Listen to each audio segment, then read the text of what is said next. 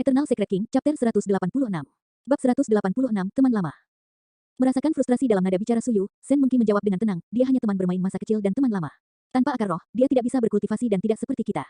Anda tidak perlu repot tentang dia. Jadi, itu hanya orang biasa. Saya bertanya-tanya seperti apa karakter dia. Suyu mengangkat alisnya dan berkata dengan dingin, Susimo ini jelas tahu bahwa kamu telah bergabung dengan Iridescent Cloud Palace dan menjadi seorang kultivator. Meski begitu, dia berani menggertak kakakmu. Sen Mengki menggelengkan kepalanya. Lupakan saja, itu semua di masa lalu. Selain itu mungkin juga bukan salahnya. Meskipun Sen Nan membuat dirinya tampak tidak bersalah saat menjelaskan ceritanya dan menyebutkan bagaimana Susimo yang menindas orang lain, Sen Mengki sangat menyadari karakter kakaknya. Selain itu, cara Sen Nan menghindari tatapannya menegaskan tebakannya bahwa ada lebih banyak hal. Bagaimana itu bisa terjadi? Suyu berkata dengan suara yang dalam, Susimo ini tidak tahu tempatnya. Dia bahkan berani bertindak begitu lancang sebagai orang biasa. Sejak saya mengetahui tentang dia, saya harus memberinya pelajaran yang tidak akan pernah dia lupakan. Awalnya, Suyu tidak bermaksud ikut campur dalam masalah ini. Namun, dia samar-samar bisa merasakan bahwa Sen Mengki tampaknya membela Susimo itu. Semakin dia melakukan itu, semakin Suyu ingin ikut campur dan melihat orang itu. Dia memandang Sen Nan dan bertanya dengan dingin, Tuan Muda Sen, di mana orang itu sekarang? Sen Nan tidak berniat melakukan apapun pada awalnya. Tetapi ketika dia mendengar kata-kata Suyu, pikirannya mulai berputar dan dia menjadi lebih energik. Dengan gagap, dia menjawab, dia meninggalkan kota Ping yang 2 tahun lalu. Aku tidak tahu di mana dia.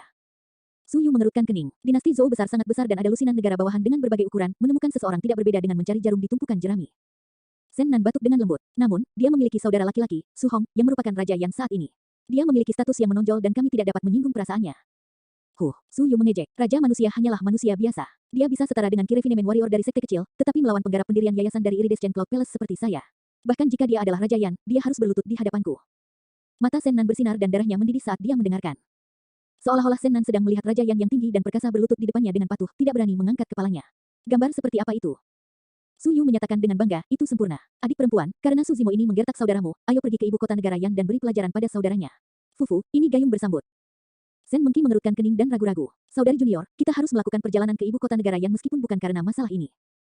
Suyu melanjutkan, saudara muda Zhou menghilang selama 2 tahun tanpa jejak. Guru meminta kami untuk menyelidiki tempat di mana sebagian besar pembudidaya berkumpul di negara Yan. Tempat dengan informasi terbanyak adalah ibu kota. Ya baiklah, Sen Mengki mengangguk. Suyu mengambil bejana roh dari tas penyimpanannya dan menyuntikkan ki roh, membuatnya mengembang bersama angin dan melayang di udara. Sambil tersenyum, Suyu berkata, Tuan Muda Sen, ikutlah. Hari di mana kamu bertemu dengan Raja Yan akan menjadi hari di mana kamu dapat mengangkat kepalamu tinggi-tinggi. Sen Nan buru-buru mengangguk dan tubuhnya gemetar karena kegirangan, matanya hampir tidak bisa menyembunyikan emosinya. Banyak pembudidaya Iridescent Cloud Palace naik ke kapal roh satu demi satu. Di bawah kendali Suyu, itu naik ke udara dan berubah menjadi aliran cahaya, melaju kencang menuju ibu kota negara Yan. Setelah melakukan perjalanan beberapa hari dengan kecepatan penuh, Susimo dan Demones Ji akhirnya tiba di ibu kota negara Yan. 2 tahun lalu, Susimo ada di sini. Di aula utama itu, dia memenggal kepala Raja Yan, Zhao Qian, di depan semua orang. Mengikat kepala yang terakhir ke pinggangnya, dia terlibat dalam pertempuran berdarah dan berjuang keluar dengan dominasi. Semuanya sepertinya telah terjadi kemarin. Setelah jeda sebentar, Susimo menunggangi pedang terbangnya dan melesat menuju istana, tiba di atasnya dengan cepat. Siapa di sana? Seseorang memarahi dari bawah. Tepat setelah itu, 2 prajurit penyempurnaan Ki memanggil pedang terbang mereka dan terbang ke udara, tiba di seberang Susimo dan Demones Ji. Keduanya adalah Kirefinemen Warriors, satu di level 6 dan yang lainnya di level 9. Menggunakan spirit piring art mereka menyapu Susimo dan Demones Ji, menyebabkan ekspresi mereka berubah kaget saat mereka bergidik. Kultivasi Susimo saat ini berada di puncak pendirian yayasan tahap awal, dia jauh di atas keduanya. Demones Ji berdiri di sana dengan kerudung menutupi wajahnya, mereka tidak dapat mendeteksi kultivasinya. Salam, senior. Kedua Kirefinemen Warriors bereaksi dengan cepat dan membungkuk dengan tergesa-gesa. Salah satu dari mereka bertanya dengan hati-hati dengan sikap memuji, bolehkah saya tahu apa yang membawa kalian berdua ke sini? Bawa aku ke Raja Yan. Susimo tersenyum ramah. Kedua pria itu saling bertukar pandang dan tidak langsung setuju. Lagi pula, mereka tidak tahu identitas kultivator berjubah hijau ini, bagaimana mereka berani membawa orang dengan gegabah. Namun, pria dan wanita di depan mereka memiliki kultivasi yang tinggi. Jika mereka ingin memaksa masuk, tidak ada yang bisa menghentikan mereka juga. Saat itu, sinar pedang melesat dari tidak jauh. Ketika orang itu mendekat dan melihat Susimo, matanya berbinar dan dia berkata dengan gembira, Tuan muda kedua Su. Lagu, sudah 2 tahun. Bagaimana kabarmu? Susimo tersenyum dan mengangguk. Orang yang datang kemudian adalah Kirefinemen Warrior yang disewa Susimo 2 tahun sebelumnya untuk melindungi keluarga Su, Songqi. Saat itu, Songqi baru saja menerobos menjadi prajurit penyempurnaan Ki level 8. Saat ini, dia berada di level 9. Songqi memandangi pedang terbang yang ditunggangi Susimo dengan mata terbelalak tak percaya. Dari apa yang dapat dia ingat, Susimo tidak memiliki akar roh dan tidak dapat berkultivasi, bagaimana dia mengatur penerbangan kinesis pedang sekarang. Secara naluriah, Songqi memeriksa kultivasi Susimo dengan spirit piring art. Cek tunggal itu membuat Songqi kaget dan dia hampir jatuh dari langit. Pendirian yayasan tahap awal, hanya dalam 2 tahun, seorang manusia tanpa dasar atau akar roh telah memasuki ranah pendirian yayasan. Songqi tidak mengendur dalam 2 tahun terakhir tetapi bahkan saat itu, dia hanya meningkat 1 tingkat. Faktanya, apa yang tidak diketahui Songqi adalah bahwa Susimo bahkan telah menghabiskan setengah tahun terkunci di lembah tundra celap tanpa ada peningkatan pada kultivasinya. Selain itu, setengah dari ki roh Susimo dihabiskan untuk mengeraskan tubuhnya juga. Seberapa besar kesenjangan di antara mereka? Di seluruh negara Yan, penggarap pendirian yayasan dapat dianggap sebagai salah satu yang teratas. Ini adalah perbedaan antara akar roh dan tidak ada hubungannya dengan berapa banyak bakat atau sumber daya kultivasi yang dimiliki seseorang. Tuan muda kedua Su, kamu telah banyak berubah dalam 2 tahun. Song Qi menghela nafas dan menggelengkan kepalanya, meratapi dirinya sendiri. Jika dia tidak melihatnya dengan matanya sendiri, dia tidak akan pernah membayangkan bahwa pemuda dari kota Ping yang saat itu akan mencapai level seperti itu hari ini. Demones Ji mengedipkan matanya ke samping. Sambil menyeringai, dia bergumam pelan, Tuan muda kedua Su. Hehe, menarik. Bagaimana kabar saudara baru-baru ini? Tanya Su Zimo. Kesehatan Tuan muda baik-baik saja, tapi dia sering merindukan kalian berdua. Dia khawatir kamu akan bertemu dengan bahaya dan diintimidasi di luar. Itu membuat Su Zimo merasa sangat tersentuh. Song Qi memimpin Su Zimo dan Demones Ji ke istana belakang. Istana belakang raja yang sepi dan sederhana. Tidak ada wanita cantik atau 3.000 selir. Sebaliknya, mereka melihat cukup banyak anggota keluarga Su. Ketika teman lama bertemu, mereka tidak bisa tidak berbasa-basi. Eternal Secret King, Chapter 187. Bab 187, Reuni. Kamar Raja Yan. Raja Yan, Su Hong, memiliki ekspresi serius. Dia bermain catur melawan Paman Zeng dan itu pada situasi yang sangat intens. Penjaga Liu Yu dan Yu Chi Huo berdiri di samping, berdiri mengawasi mereka berdua dengan tatapan tajam. Paman Zeng, Liu Yu, dan Yu Chi Huo adalah 3 orang tertua dan paling setia di keluarga Su. Mereka tidak pernah pergi bahkan ketika keluarga Su berada pada titik terendah dan hampir dimusnahkan. Tuan muda, Anda sudah tidak muda lagi. Apakah Anda benar-benar berencana untuk terus membuang-buang waktu seperti ini dan tidak menikah? Setelah 4 tahun, Paman Zeng tampak jauh lebih tua. Namun, matanya masih jernih dan memancarkan kilatan kebijaksanaan. Secara pribadi, semua orang menyapa satu sama lain tidak berbeda dari sebelumnya. Su Hong tetap diam. Tuan muda, garis keturunan keluarga Su harus dilanjutkan, bujuk Paman Zeng lagi. Dengan tamparan tajam, Su Hong meletakkan bidak catur dan menunjuk ke papan catur sambil tersenyum. Paman Zeng, jika kamu terganggu lagi, kamu akan kalah. Melihat bahwa Su Hong jelas tidak ingin membicarakannya, Paman Zeng tersenyum pahit dan menghela nafas. Saya tidak energi seperti sebelumnya. Aku sudah tua sekarang. Saat itu, tawa keluar dari luar dan suara Song Qi berdering. Tuan muda, Tuan Zeng, tebak siapa yang ada di sini? Pintu kamar raja yang ditutup. Su Hong dan yang lainnya hanya bisa melihat bayangan samar tapi mereka tidak bisa melihat penampilan para pengunjung. Mendengar itu, Su Hong menggelengkan kepalanya dan tersenyum. Apa yang menjadi misteri? Siapa itu? Paman Zeng terdiam sejenak. Sebuah pikiran melintas di benaknya saat dia berbisik, mungkinkah itu tuan atau nona muda kedua? Xiaoning tidak akan punya waktu untuk kembali karena dia berada di jalur kultivasi keabadian. Adapun Zimo, ada pandangan khawatir di mata Su Hong. Saya tidak tahu kemana anak itu pergi. Aku belum melihatnya selama 2 tahun. Kakak, aku kembali. Salah satu dari mereka mendorong pintu terbuka. Dia berpakaian hijau dan membawa aura ilmiah di sekelilingnya, terlihat halus dan anggun, tidak lain adalah Su Zimo. Tuan muda kedua, itu benar-benar tuan muda kedua. Liu Yu dan yang lainnya mengungkapkan ekspresi gembira saat mereka tertawa. Zimo, mata Su Hong berbinar. Dia berdiri perlahan dan berjalan ke depan, mengukur Su Zimo dari ujung kepala sampai ujung kaki. Sebanyak dia mencoba mengendalikan dirinya, dia tidak bisa menyembunyikan kegembiraan di hatinya. Saat Su Hong mengukurnya, Su Zimo juga melihat ke arah Su Hong. Setelah 2 tahun, Su Hong tampaknya tidak banyak berubah. Dulu ketika dia gagal membunuh Raja Yan, dia berkecil hati dan rambutnya memutih dalam semalam. Sekilas, dia tampak seperti orang tua yang terhormat. Faktanya, Su Hong baru berusia 34 tahun ini. Merentangkan kedua tangan, Su Hong mencengkeram bahu Su Zimo dengan erat dan mengguncangnya dengan kuat. Akhirnya, dia mengangguk puas. Tidak buruk, kamu lebih kuat dari sebelumnya. Tuan muda, saya khawatir Anda belum tahu, tetapi tuan muda kedua Su sekarang juga seorang kultivator. Bukan hanya itu, kultivasinya bahkan jauh lebih tinggi dari milikku. Song Qi berkomentar di samping. Oh, nyata. Mata Su Hong berbinar. Su Zimo tidak menyembunyikan apapun dan mengangguk. Itu benar, saudara. Saya bergabung dengan sekte bernama Ethereal Peak, salah satu dari 5 sekte utama dinasti Zhou Agung. Itu tidak lebih lemah dari sekte Azure Frost Xiaoning. Bagus bagus bagus. Su Hong mengangguk berulang kali. Liu Yu dan yang lainnya juga senang. Saat ini, tatapan Su Hong beralih ke gadis di samping Su Zimo. Dia tidak bisa menahan diri untuk sedikit terpana saat perasaan takjub melonjak di hatinya. Wanita ini. Su Zimo akhirnya ingat bahwa Demones Ji masih ada di sampingnya. Saat dia hendak memperkenalkan, dia mendengar suaranya. Itu seperti mutiara yang jatuh di piring batu giok dan menyenangkan di telinga seseorang. Halo, kakak. Su Zimo mengerutkan kening. Wajar jika dia menyebut Su Hong sebagai kakak laki-laki. Tapi, kenapa Demones Ji ini bergabung dengannya? Su Zimo melirik ke samping, ingin mengingatkannya. Namun, dia akhirnya kehilangan fokus dan terpaku di tempat juga. Tanpa sadar, Demones Ji telah melepaskan cadar di wajahnya, mengungkapkan kecantikan tiada taraf yang bisa memikat semua kehidupan. Dia sempurna dan cantik tak terbayangkan. Kali ini, tidak ada pesona menyihir yang terpancar dari Demones Ji. Sebaliknya, dia tampak halus dan elegan. Mengangguk sedikit, pipinya memerah seolah dia sedikit pemalu. Rahang Su Zimo hampir jatuh ke tanah. Ini adalah Demones Ji. Gadis muda di hadapannya ini sama sekali tidak seperti kesan Su Zimo tentang dirinya sebagai Demones Ji yang menggoda yang bisa menyihir seluruh dunia. Ini jelas wanita terhormat, bukan wanita iblis. Demones Ji mendekati Su Zimo dan menarik lengan baju Su Zimo dengan tangan mungilnya. Memutar matanya ke arahnya diam-diam, dia menatap Su Hong dan berkata dengan malu-malu, aku Yaner, teman, Zimo. Su Zimo merasa merinding di sekujur tubuhnya. Jika mereka berteman, biarlah. Kenapa dia harus menghentikan jeda di tengah? Meskipun tidak ada yang salah dengan kalimat itu, cara Demones Ji mengatakannya mengubah nadanya dan akan mengarah pada kesimpulan. Cukup benar, Su Hong tampak tercerahkan dan mengangguk senang. Paman Zeng dan Song Qi juga tersenyum, menatap Demones Ji dengan sedikit perhatian, merasa lebih puas saat ini. Liu Yu dan Yu Chi Huo mengedipkan mata pada Su Zimo dan diam-diam memberinya acungan jempol. Iblis Ji, apa yang kamu lakukan? Su Zimo menarik Demones Ji ke sudut dan berbisik sambil mengerutkan kening. Apa yang salah? Dia bertanya dengan ekspresi polos. Siapa yang menyuruhmu melepas kerudungmu? Tidak sopan bertemu kakak laki-laki berjilbab. Itu benar, Su Zimo mengangguk secara naluriah, tetapi dia merasa ada sesuatu yang salah. Setelah dipikir-pikir, dia tersentak dari pingsannya dan memelototi Demoneschi. Siapa kakak laki-lakimu? Dia adalah kakakku. Juga, Demoneschi, mengapa kamu berpura-pura di depan kakakku? Tidakkah menurutmu aku tahu orang seperti apa kamu ini? Suzimo menyeringai dingin. Tentu, kalau begitu jangan berpura-pura. Bagaimana kalau aku melompat ke pelukanmu dan kita bisa bercumbu sekarang? Demoneschi melirik Suzimo, penuh provokasi. Suzimo melompat ketakutan dan buru-buru berkata, silakan lanjutkan berpura-pura. Dia tahu betul bahwa orang di depannya ini benar-benar dapat melakukan hal seperti itu tanpa ragu. Simo, apa yang kamu lakukan? Saat itu, Suhong berjalan mendekat dengan sedikit nada menyalahkan. Aku mendengar kamu menyebutkan sesuatu tentang iblis wanita. Bagaimana dia seorang iblis wanita? Jangan menyemburkan omong kosong, untuk berpikir bahwa Anda telah menghabiskan lebih dari 10 tahun mempelajari teks-teks orang suci. Suzimo tidak bisa benar-benar menjelaskan meskipun ditegur dan hanya bisa berkata, kakak, tolong jangan terlalu banyak berpikir. Dia benar-benar hanya teman saya dan sesama kultivator. Oh, tanpa diduga, mata Suhong berbinar dan dia mengangguk. Itu bagus, kalian berdua adalah kultivator, jadi ini adalah pasangan yang sempurna. Demoneschi menyeringai dan kesombongan yang tak terlihat melintas di matanya. Suzimo terbatuk ringan dan mengubah topik pembicaraan. Apakah Xiaoning telah kembali dalam 2 tahun? Tidak, Suhong menggelengkan kepalanya. Kamu juga belum melihatnya. Jadi begitu, Suzimo berkata dengan suara rendah, tapi kamu tidak perlu khawatir, kakak. Kompetisi sekte akan segera dimulai. Pada saat itu, semua sekte besar dan kecil dalam dinasti Zhou besar akan hadir dan saya akan dapat melihat Xiaoning saat itu. Secara alami, Su Xiaoning bukan satu-satunya yang dia lihat di kompetisi sekte. Dia bahkan mungkin bertemu dengan beberapa teman lama.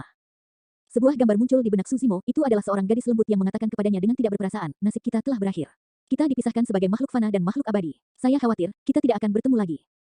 Memang benar nasib kita telah berakhir. Adapun apakah dipisahkan sebagai manusia dan abadi serta apakah kita akan bertemu sekali lagi, Mata Suzimo berkilat mengejek. Eternal Secret King, Chapter 188. Bab 188, membobol istana.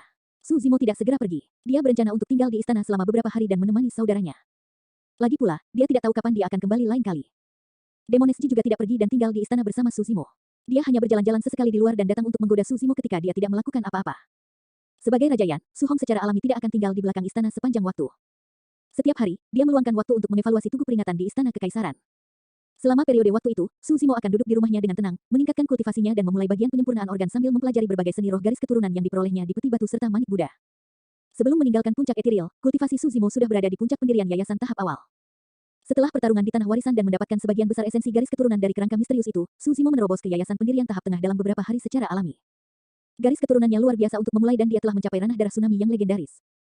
Dengan demikian, relatif lebih mudah baginya untuk mengolah seni roh garis keturunan. Namun, dia tidak tahu bagaimana cara menuju ke bagian penyempurnaan organ.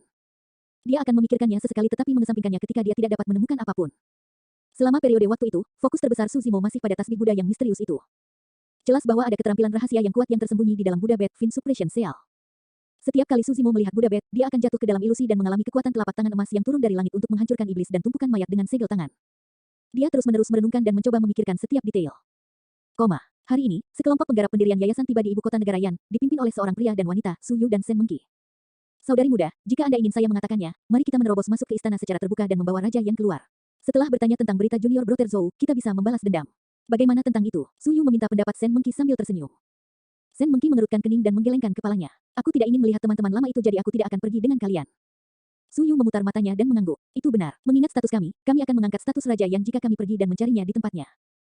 Saudara muda Liang Hao dan Liu Hongyi, tolong bawa rekan sekte kita ke istana dan undang Raja Yan itu. Su Yu memberi penekanan pada kata undang. Niatnya jelas, dia ingin Su Hong menderita. Dua pembudidaya Iridescent Cloud Palace berdiri dan menangkupkan tinju mereka. Jangan khawatir, kakak senior Su, serahkan pada kami. Su Yu mengangguk. Liang Hao dan Liu Hongyi keduanya adalah penggarap pendirian yayasan tahap akhir. Di ibu kota negara Yan, mereka adalah eksistensi yang benar-benar mendominasi. Selain itu, mereka membawa lencana Iridescent Cloud Palace di pinggang mereka. Idiot mana yang berani memprovokasi mereka? Su Yu, Sen Mengki dan Sen Nan mencari penginapan acak dan pindah, menunggu Liang Hao dan Liu Hongyi membawa Raja Yan. Sen Nan adalah yang paling bersemangat di antara mereka. Dalam 2 tahun sejak Su Hong dianugerahkan sebagai raja, dia gelisah, takut keluarga Su akan membalas dendam padanya suatu hari nanti. Sekarang, dia tidak lagi harus takut. Setelah sesi pengadilan Su Hong hari itu, dia menuju ke istana belakang. Ketika sampai di pintu Suzimo, dia menyadari bahwa pintu itu tertutup rapat. Berhenti sebentar, dia tidak mengetuk dan malah berbalik untuk pergi. Dia menyimpulkan bahwa Suzimo mungkin dalam pengasingan dan tidak mengganggu yang terakhir. Sekembalinya ke kamarnya, Su Hong terus membaca catatan kenangan. Tidak lama kemudian, tiba-tiba ada keributan di luar pintu. Siapa di sana? Suara perkelahian dan jeritan terdengar samar-samar, seolah-olah seseorang telah menerobos masuk ke istana dan langsung menuju ke kamar. Su Hong mengerutkan kening, ekspresinya tenang dan tenang. Liu Yu dan Yu Chihuo saling pandang dan dengan cepat berdiri di depan Su Hong, berbisik, Tuan Muda, pergi dari belakang. Song Qi berdiri dan mengambil pedang terbang dari tas penyimpanannya. Dia menggelengkan kepalanya dengan ekspresi serius. Kemungkinan besar sudah terlambat untuk pergi. Patah. Saat dia mengatakan itu, pintu ruangan itu dihancurkan oleh kekuatan yang luar biasa. Lebih dari 10 pembudidaya menerobos masuk dengan langkah besar, kepala mereka terangkat dengan aura yang mengesankan. Song Qi memandangi mereka dan merasa terkejut, napasnya tersendat. Penggarap pendirian yayasan. Ada lebih dari 10 pembudidaya, semuanya penggarap pendirian yayasan. Dua orang yang memimpin mereka bahkan berada di tahap akhir yayasan pendirian. Kekuatan yang mereka miliki hampir cukup untuk menghancurkan negara bawahan. Kapan negara yang menyinggung faksi seperti itu? Pikiran Songqi berpacu dan dia merenung, tidak masuk akal. Kami jarang berinteraksi dengan kultivator jadi kami tidak mungkin menyinggung orang-orang ini. Tatapannya mendarat di lencana di pinggang penggarap pendirian yayasan. Istana awan warna-warni, salah satu dari 5 sekte utama, Iridescent Cloud Palace. Ini besar. Songqi memaksa dirinya untuk tetap tenang saat dia mengungkapkan senyuman dan berkata dengan suara yang dalam, rekan senior Iridescent Cloud Palace yang telah datang mengunjungi ibu kota, mohon maafkan kami karena tidak sopan dan gagal menyambut kalian semua. Liang Hao bahkan tidak repot-repot melihat Songqi. Kepalanya terangkat, lubang hidungnya menghadap ke langit saat dia melihat sekeliling. Akhirnya, tatapannya tertuju pada Su Hong di tengah saat dia bertanya dengan alis terangkat, kamu adalah Raja Yan, Su Hong. Saya. Su Hong berdiri perlahan dengan ekspresi tenang. Dia mendorong Liu Yu dan Yu Chihuo ke samping, menghadap Liang Hao dan yang lainnya secara langsung. Fu, bibir Liu Hongyi membentuk senyuman sinis. Dia tertawa ringan. Orang bodoh benar-benar tidak takut. Anda bisa tetap tenang sekarang, tapi saya ingin tahu apakah Anda akan buang air kecil karena takut nanti. Boleh aku tahu mengapa kalian menerobos masuk ke istana negara Yan? Nada suara Su Hong tenang dan tenang, tidak sombong atau seperti budak. Mengapa? Ekspresi Liang Hao menjadi gelap dan dia tiba-tiba berteriak, Su Hong, betapa beraninya kamu. Berlututlah saat Anda melihat makhluk abadi dari Iridescent Cloud Palace. Suaranya memekakkan telinga, bergema di ruangan itu dengan kuat. Seolah-olah benar-benar ada makhluk abadi yang memandang rendah semua kehidupan dan bertanya dengan keras. Di samping manusia, bahkan ekspresi Songqi sedikit pucat. Dadanya terasa sesak dan jantungnya berdebar kencang. Su Hong mengangkat kepalanya dan tiba-tiba tersenyum. Mengapa saya harus berlutut? Kamu memang bodoh. Sepertinya kamu adalah seseorang yang tidak akan menangis sampai kamu melihat peti mati. Aku harus membiarkanmu menderita sebentar. Liu Hongyi menyatakan sinis dengan ekspresi jahat. Tepat saat dia akan melangkah maju, sebuah suara datang dari luar. Orang-orang dari Iridescent Cloud Palace benar-benar menjanjikan. Mereka selalu memaksa orang untuk berlutut, Fufu. Kata-kata itu jelas dipenuhi dengan penghinaan dan ejekan. Segera, kelompok dari Iridescent Cloud Palace sangat marah saat mereka berbalik. Seorang pria berjubah hijau berjalan mendekat. Halus dan halus, dia anggun seperti seorang sarjana. Namun, matanya menyipit seperti pisau tajam, membawa kilatan yang sangat dingin. Di belakang pria berjubah hijau itu ada seorang gadis berbaju pink. Dia sangat cantik dan matanya sepertinya bisa berbicara. Setiap pandangannya menyebabkan gelombang cahaya berputar di sekelilingnya, menggetarkan hati banyak pembudidaya yang hadir juga. Eternal Secret King, Chapter 189. Bab 189, Kekuatan Segel Penindasan Iblis. Baik itu laki-laki atau perempuan, selusin atau lebih pembudidaya Iridescent Cloud Palace tertarik oleh penampilan gadis merah jambu, lupa di mana mereka sejenak. Hanya setelah pria dan gadis berjubah hijau berbaju merah muda melewati mereka dan memasuki ruangan, semua orang sadar. Liang Hao dan Liu Hongyi menggunakan spirit piring art mereka untuk menyelidiki mereka berdua dengan segera. Gadis berbaju merah muda itu tampaknya telah mengolah beberapa teknik rahasia, menyembunyikan kultivasinya dengan cara yang kabur dan tak terduga. Tidak ada yang istimewa tentang pembudidaya berjubah hijau, dia adalah penggarap pendirian yayasan tingkat menengah. Liang Hao dan Liu Hongyi mencibir pada diri mereka sendiri. Ketika mereka berdua melihat bahwa baik kultivator berjubah hijau atau gadis berbaju merah muda tidak memiliki lencana identitas, mereka berasumsi bahwa ini pasti kultivator sekte keliling atau minor dan tidak ada yang perlu ditakuti. Saat mereka melihat gadis berbaju merah jambu, baik itu Liang Hao atau Liu Hongyi, keduanya memiliki pemikiran, mereka ingin memamerkan kekuatan mereka dan bersaing untuk mendapatkan perhatian gadis berbaju merah jambu. Kultivator berjubah hijau dan gadis berbaju pink secara alami adalah Su Zimo dan Demones Chi. Su Zimo masuk ke kamar dan mengalihkan pandangannya. Setelah melihat tidak ada yang terluka, niat membunuh di matanya sedikit berkurang. Meskipun Songqi tidak mengatakan apa-apa, dia terus menatap Su Zimo dengan penuh arti untuk mengingatkannya bahwa lawannya berasal dari alam kultivasi yang lebih tinggi. Selain itu, mereka berasal dari Iridescent Cloud Palace dan kuat dengan dukungan yang kuat. Kekhawatiran melintas di mata Su Hong saat melihat Su Zimo muncul juga. Su Zimo hanya tersenyum dan mengangguk pada Su Hong, Songqi, dan yang lainnya, mengisyaratkan agar mereka tenang. Dia menemukan kursi acak dan duduk dengan tenang bahkan tanpa melirik kelompok dari Iridescent Cloud Palace. Liang Hao dan yang lainnya sangat marah ketika mereka melihat betapa sombongnya Su Zimo meskipun kultivasinya lebih rendah. Apakah kamu yang baru saja berbicara? Liang Hao memelototi Su Zimo lekat-lekat dan bertanya dengan dingin. Ya, Su Zimo menundukkan kepalanya dan menekan jari tengahnya ke ibu jarinya, menggosoknya dengan ringan saat dia menjawab tanpa ekspresi. Liang Hao menyipitkan matanya dan berkata dengan dingin, kalau begitu, apakah kamu keberatan jika aku membuat Su Hong berlutut? Su Zimo mengangkat kepalanya dan menatap Liang Hao dengan curiga, bertanya sambil tersenyum, apakah kamu layak? Kamu pasti mencari kematian. Ujung jari Liang Hao bergerak dalam gerakan mantra, dan energi roh di dantiannya meledak, membentuk pedang panjang dari udara tipis. Ini adalah salah satu teknik roh yang lebih biasa di dunia kultivasi, seni pedang kondensasi. Menggunakan energi roh yang kaya sebagai fondasi, pedang panjang dipadatkan. Namun, ketajamannya tidak lebih lemah dari senjata roh. Lebih jauh lagi, auranya menakutkan dan memancarkan kekuatan penekan. Saat itu, Su Zimo juga bergerak. Pikirannya berkelebat berulang kali dengan pemandangan mengejutkan yang dia saksikan ketika dia menyelidiki ilusi manik Buddha. Tanpa sadar, jari tengah dan ibu jari Su Zimo saling menekan untuk membentuk segel tangan yang aneh. Keahlian rahasia yang tersembunyi di Buddha Bed Fin Suppression Seal. Pada saat itu, energi roh di dantiannya beredar dengan gila-gilaan dan terus-menerus melonjak ke dalam segel tangan yang baru terbentuk.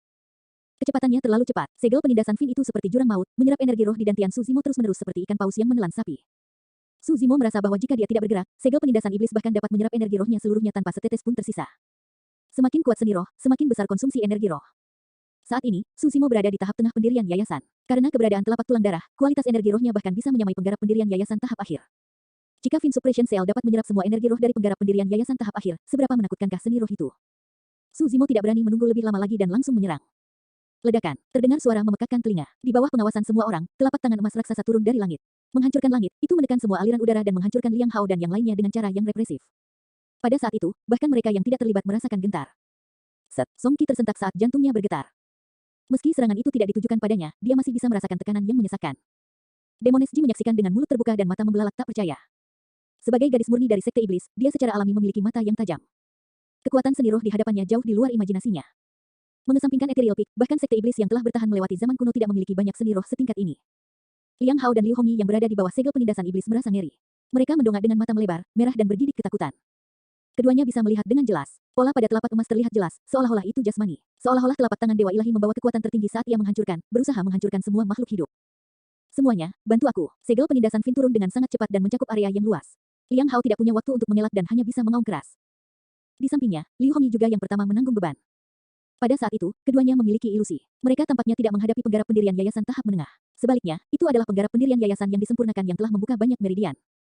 Liang Hao bahkan tidak punya waktu untuk menikam Su Zimo menggunakan pedang roh yang baru saja dia buat, dia hanya bisa menggunakan seluruh kekuatannya untuk menusuk telapak tangan emas di atasnya. Membunuh. Di sisi lain, Liu Hongyi juga meledak dengan seni roh. Sebuah cermin besar menutupi kedua kepala mereka, berkilau dengan permukaan berair seolah-olah bisa menahan semua kekuatan. Meskipun 10 pembudidaya Iridescent Cloud Palace yang tersisa tidak diselimuti oleh segel tangan emas, mereka buru-buru memberikan bantuan mereka melihat dua kakak laki-laki mereka membutuhkan. Seketika, pedang terbang dengan aura dingin terjalin satu sama lain saat seni roh dilepaskan. Hanya ada satu tujuan, segel tangan emas yang turun. Patah. Pedang roh Liang Hao adalah yang pertama patah. Melawan segel tangan emas, itu seperti seekor ayam biasa yang tidak bisa menahan satu pukulan pun. Bang, bang, bang, dentang, dentang, dentang. Pedang terbang dan seni roh dari para pembudidaya Iridescent Cloud Palace menyerang segel tangan emas dan itu bergetar, meredupkan cahaya keemasannya secara signifikan. Meski begitu, segel tangan emas terus hancur. Itu membuat kontak dengan cermin roh yang disulap oleh Liu Hongyi. Iya, riak-riak di permukaan alam roh langsung menggumpal saat hancur, menghamburkan energi roh mereka. Liang Hao dan Liu Hongyi panik. Mereka dengan cepat mengeluarkan jimat pelindung dari tas penyimpanan mereka dan menghancurkannya. Sebuah kubah cahaya muncul di sekitar mereka. Retakan, retakan, retakan. Dalam sekejap mata, retakan muncul di permukaan kubah cahaya dan menyebar dengan cepat. Bang, jimat perlindungan telah gagal. Liang Hao dan Liu Hongyi tidak dapat menahan beban dan memuntahkan seteguk darah seolah-olah mereka disambar petir. Wajah mereka pucat dan putus asa. Tepat setelah itu, kaki mereka lemas dan mereka jatuh berlutut dengan suara plop. Dampaknya hampir menghancurkan lutut mereka, menyebabkan wajah mereka terjepit kesakitan. Segel tangan emasnya juga menghilang setelah menerima dampak sebesar itu. Itu benar-benar sunyi di dalam ruangan. Tidak ada yang mengharapkan ini. Demones Ji tahu bahwa Su Zimo menakutkan dalam kemampuan bertarung jarak dekat. Namun, dia tidak menyangka bahwa dia akan dapat melepaskan kekuatan yang begitu mendominasi dalam hal teknik kultivasi juga. Dua penggarap pendirian yayasan tahap akhir terluka parah dan kehilangan kekuatan tempur mereka. 10 pembudidaya Iridescent Cloud Palace yang tersisa tidak diselimuti oleh Fin Suppression Seal. Karena mereka hanya menyerang dari samping, mereka tidak terluka. Meski begitu, mereka telah mengeluarkan sedikit energi roh saat mereka menatap Su Zimo dengan mata yang menakutkan. Eternal Secret King, Chapter 190. Bab 190, pergi ke sini sendiri. Sejak awal, Su Zimo telah duduk di kursi tanpa ada gerakan besar. Nyatanya, dia bahkan tidak berdiri dan terlihat tenang dan tenang. Pada kenyataannya, dia juga merasakan kejutan yang cukup. Kekuatan segel penindasan Fin telah jauh melampaui harapannya. Pada saat itu, energi roh dalam energinya hampir habis. Jika dia bisa memberikan energi roh yang cukup, seberapa menakutkankah kekuatan segel penindasan iblis? Menurut perhitungannya, kekuatan yang diberikan oleh Fin Suppression Seal sebelumnya mungkin kurang dari 30% dari kekuatan penuhnya. Seni roh macam apa itu? Hanya 30% dari kekuatannya hampir menghabiskan energi roh Su Zimo sebagai penggarap pendirian yayasan tahap menengah. Siapa kamu? Anda berasal dari sekte mana? Beritahu saya nama Anda jika Anda punya nyali. Liang Hao berjuang untuk berdiri. Dia menatap Su Zimo dan bertanya perlahan dengan mata penuh kebencian. Siapa yang mengizinkanmu bangun? Tatapan Su Zimo menjadi dingin dan dia dengan santai menjentikkan cangkir teh di atas meja. Seberapa kuat kekuatan fisik Su Zimo? Bahkan serangan kasualnya tidak bisa diremehkan. Selanjutnya, Liang Hao sudah terluka parah. Fiu, cangkir teh itu robek di udara. Sebelum Liang Hao sempat bereaksi, cangkir teh itu menghantam lututnya dengan keras. Seketika, cangkir teh itu hancur berkeping-keping. Liang Hao baru saja akan bangun ketika dia dipaksa untuk berlutut setelah pukulan yang begitu berat sekali lagi. Ah, dia berteriak kesakitan dan keringat dingin menetes di dahinya dalam sekejap mata. Di samping, Liu Hongyi juga akan bangun. Namun, pemandangan itu sangat membuatnya takut sehingga dia menggigil dan terus berlutut di tanah dengan patuh dengan kepala tertunduk, tidak berani menggumamkan sepatah kata pun. Situasinya menekan. Di saat seperti ini, menjadi keras kepala hanya akan mencari masalah. Meskipun ada 10 penggarap pendirian yayasan dari Iridescent Cloud Palace yang tersisa, semuanya terpana oleh Su Zimo, bagaimana mungkin ada di antara mereka yang berani bergerak? 10 kultivator Iridescent Cloud Palace bertukar pandang dan diam-diam mundur. Masalah di depan mereka hanya bisa ditangani oleh senior brother Su Yu dan senior sister Shen Mengqi, tidak ada gunanya bagi mereka untuk tinggal di sini. Ini belum berakhir. Kalian semua, tetap di sini. Su Zimo duduk di tempat asalnya tanpa niat untuk bangun. Meskipun nadanya tenang, itu membawa kekuatan yang tidak perlu dipertanyakan lagi. Cepat, ayo pergi. Seseorang berteriak keras dan memanggil pedang terbang, berlari keluar tanpa menoleh ke belakang. Su Zimo menunjuk ke depan dan berteriak pelan, guntur instan. Patah. Diiringi oleh raungan yang memekakkan telinga, petir setebal lengan orang dewasa tiba-tiba turun dan ditembak jatuh di tengah para pembudidaya Iridescent Cloud Palace dengan cara yang mempesona. Petir padat dengan cepat menyebar dan bergerak. Seni guntur adalah yang paling ofensif dari semua seni roh. Ditambah dengan fakta bahwa Su Zimo telah mengolah manual Void Thunder kuno, kekuatan guntur di garis keturunannya sangat kuat. Dari 10 orang yang tersisa, 4 berada di tahap menengah sementara 6 berada di tahap awal pendirian yayasan. Bagaimana mungkin salah satu dari mereka menahan kekuatan guntur? Teriakan tragis terdengar dari kerumunan. 6 penggarap pendirian yayasan tahap awal langsung disetrum dan hangus. Asap hijau mengepul dari tubuh mereka saat mereka jatuh ke tanah. 4 penggarap pendirian yayasan tahap menengah juga tertutup tanah. Meskipun mereka nyaris berhasil menahan pukulan itu, mereka terluka parah dengan darah mengalir dari sisi mulut mereka. Semua rambut mereka menjadi hangus dan keriting karena shock. Su Hong, Song Qi, dan yang lainnya sudah lama tercengang dengan apa yang mereka lihat. Bagaimana mereka bisa berharap adik laki-lakinya, tuan muda kedua dari keluarga Su, akan menjadi begitu kuat hanya dalam 2 tahun? Rekan Taois, sebaiknya jangan pergi terlalu jauh. Liu Hongyi menelan ludah dan mengerahkan keberaniannya untuk menyatakan. Menarik, Su Zimo tersenyum. Kaulah yang datang mengetuk untuk memprovokasi, memaksa orang lain untuk berlutut dengan cara yang mengintimidasi. Mengapa saya yang disalahkan karena bertindak terlalu jauh sekarang? Hehehe, jangan sombong sekarang. Liang Hao menahan rasa sakit di lututnya dan berkata dengan sinis, Pang, kakak laki-laki dan perempuanku ada di ibu kota sekarang. Tunggu dan lihat apa yang terjadi jika kita tidak membawa Su Hong kembali bersama kita. Oh, Su Zimo membaca yang tersirat dan bertanya dengan penuh minat, apakah itu berarti kamu di sini hari ini untuk mengambil Raja Yan? Liang Hao menjawab dengan keras, jadi bagaimana jika saya? Sangat bagus. Su Zimo mengangguk dan bertanya lagi, mengapa kamu menginginkan Raja Yan? Apakah karena dia berseteru dengan kalian atau karena hal lain? Itu bukan urusan Anda. Liang Hao mendengus. Meskipun Su Hong adalah Raja Yan, dia hanyalah manusia biasa. Merupakan kehormatan baginya jika kakak senior Su ingin bertemu dengannya. Menghormati. Su Zimo mencibir dengan dingin, kalau begitu, aku akan membiarkan satu orang pergi. Anda, kembalilah dan beritahu saudara senior Su kata-kata saya yang sebenarnya. Petik 2. Su Zimo dengan santai menunjuk ke seorang kultivator Iridescent Cloud Palace yang terluka ringan dan berkata dengan acuh tak acuh, jika kamu ingin bertemu Raja Yan, tentu saja. Ke sini sendiri. Kultivator Iridescent Cloud Palace mengangguk dengan ekspresi ketakutan dan melarikan diri dengan pedang terbangnya. Di penginapan dekat ibu kota, Su Yu dan Sen Mengki sedang makan dan mengobrol dengan santai. Su Yu bertanya dengan prihatin, saudari muda, kamu tidak terlihat terlalu baik. Apakah kamu merasa tidak enak badan? Tidak apa, Sen Mengki menggelengkan kepalanya dan mengerutkan kening. Untuk beberapa alasan, aku merasa sedikit frustrasi. Su Yu tersenyum. Saudari muda, kamu tidak perlu terlalu memikirkannya. Jika Anda tidak ingin melihat teman lama itu, Anda bisa menghindari Su Hong saat dia ada di sini nanti. Serahkan semuanya padaku. Baiklah, Sen Mengki mengangguk. Saat itu, suara pakaian yang berkibar di udara bisa terdengar dari jauh, jelas bahwa seseorang telah melesat dengan pedang terbang dengan cara yang terlihat bingung. Oh, Su Yu mengerutkan kening dan melambaikan jubahnya dengan lembut, menyebabkan pintu masuk terbuka saat sesosok tubuh masuk. Saudara muda Lu, Su Yu dan Sen Mengki sedikit terkejut. Pakaian orang tersebut sobek dan beberapa tempat bahkan ada bekas luka bakar. Dia bergegas dengan tergesa-gesa dengan asap putih yang masih mengepul dari rambutnya yang keriting dan hangus seolah-olah dia baru saja tersengat listrik. Saudara muda Lu, bagaimana mungkin kamu begitu ceroboh hingga tersambar petir? Su Yu mengerutkan kening dan memarahi. Kamu adalah seorang kultivator abadi, namun kamu bahkan tidak tahu cara menghindari petir. Lihat dirimu, betapa tidak pantasnya. Kultivator bermarga Lu hendak mendarat dari pedang terbangnya. Ketika dia mendengar itu memicu luka dalam dan dia memuntahkan seteguk darah, jatuh dengan kepala lebih dulu ke tanah. Su Yu maju dan membantunya berdiri. Oh, ekspresinya berubah, dia bisa merasakan fluktuasi seni roh dari tubuh orang ini. Cederamu disebabkan oleh seni guntur. Su Yu bertanya dengan alis berkerut. Lu akhirnya berhasil mengatur napas dan mengangguk. Kakak Su, sesuatu telah terjadi. Dia dengan cepat menceritakan apa yang terjadi di istana, bahkan menceritakan kata demi kata pernyataan Su Zimo. Kata-kata yang luar biasa. Seorang penggarap pendirian yayasan tingkat menengah dan dia berani bersikap sombong padaku. Ekspresi Su Yu menjadi gelap saat dia bertanya, siapa namanya? Dari sekte apa dia berasal? Aku tidak tahu. Lu menggelengkan kepalanya.